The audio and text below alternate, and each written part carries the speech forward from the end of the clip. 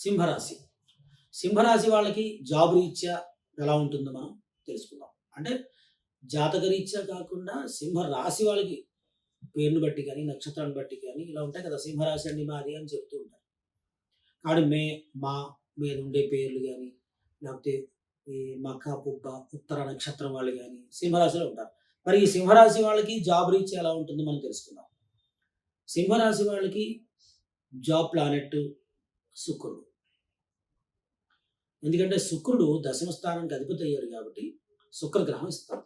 సింహకన్య తుల రిలేషన్ కారకుడు, జాబ్ కారకుడు ఒక్కడే సింహరాశికి.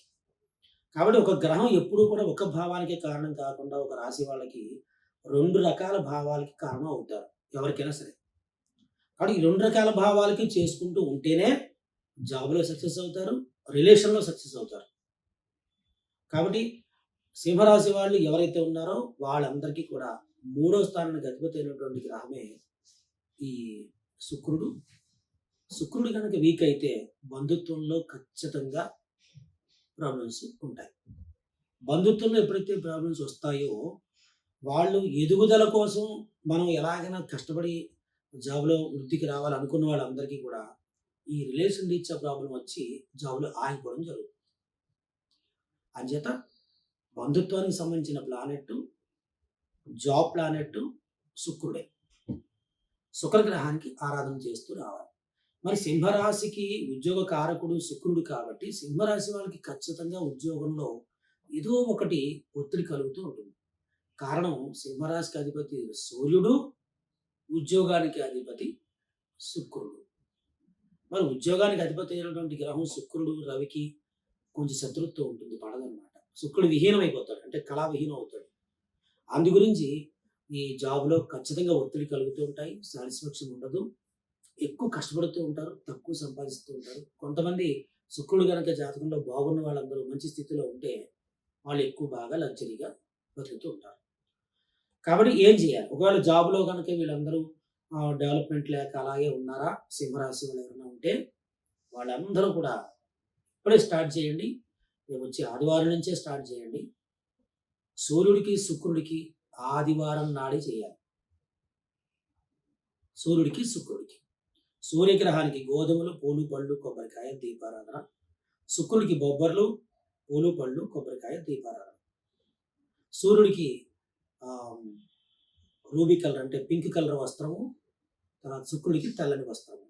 ఇలా 2 గ్రహాలకి పూజ చేసిన తర్వాత 27 ప్రదక్షిణాలు చేసిన తర్వాత బయటకొచ్చి కాళ్ళు కడుక్కొని అప్పుడు సూర్యనారాయణ దండకం పారాయణ చేయండి.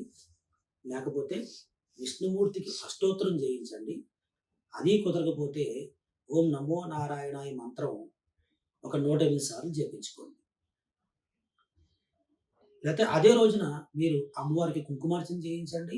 లేకపోతే వెంకటేశ్వర స్వామి వారి దగ్గరికి వెళ్ళి తులసి మాల సమర్పించండి, పూలమాల ఇవ్వండి. ఆదివారం నాడు, శనివారం కదా, ఆదివారం ఇవ్వాలి.